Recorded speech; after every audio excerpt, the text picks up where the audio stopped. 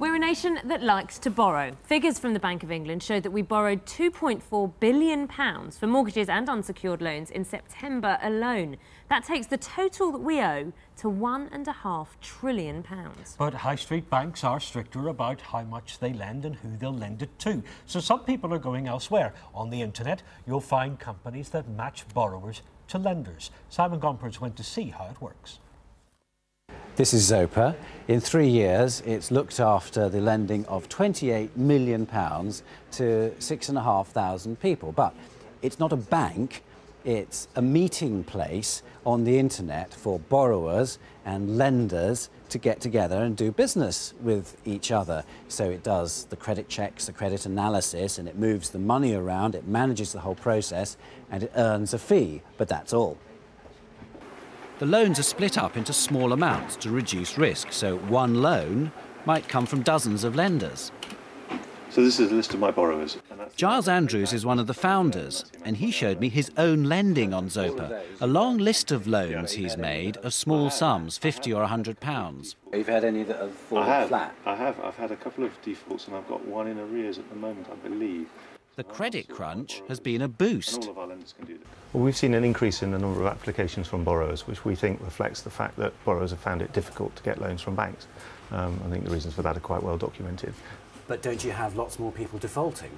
No, I mean, we take the credit analysis of our borrowers very seriously. So while applicants have gone up, we review those cases very seriously because we're lending other people's money and we don't want to lose that money. More people? We are rejecting more people, yeah. Borrowers could be A-star, paying 8.6% at the moment on the basis that only 1 in 200 might be a dud. Then the cost goes up according to age, older is better, home ownership, marital status, being married is better, and the credit check. It goes down to Y for young, paying the top rate of over 12% and probably 1 in 25 defaulting. A major Zopa lender is paying a visit. Martin Ince has made tens of thousands of pounds in loans, and he's looking through the borrowers who are advertising themselves on the website. He says he's doing well despite the credit crunch. Aren't you worried that some of those people you're lending to are going to go belly up? Well, in the last year, the interest rates I've been lending out on Zopa have gone from probably an average of 6 or 7% up to over 10%. And I think that reflects probably a little more cautiousness about the lenders. Of course, the Bank of England has been desperately cutting interest rates. But in the wonky world of banking, that doesn't seem to feed through. Certainly not to Zopa, where borrowers and lenders agree between themselves what rate is right. Well, Chris Tapp is with us. He's from Credit Action, which is a charity that teaches people how to handle their money. Chris, there is a danger of borrowing money on the doorstep, even though it might be the only way you can get hold of it.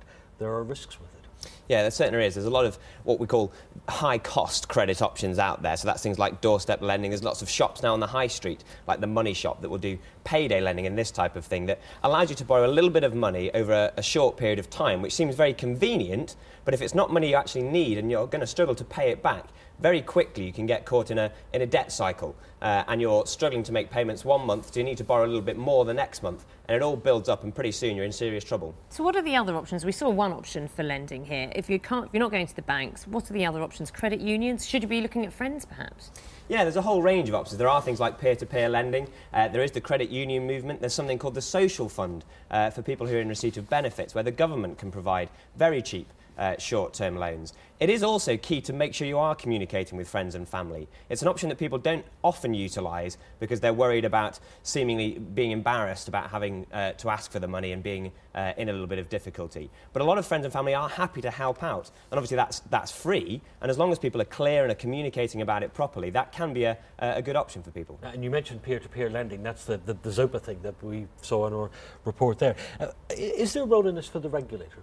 Are doorstep lenders regulated? Should you check if people are regulated before you borrow from them? You certainly should make sure that people are regulated. The doorstep lenders do tend to be. In fact, a lot of them now are members of trade bodies and come under the FSA's remit.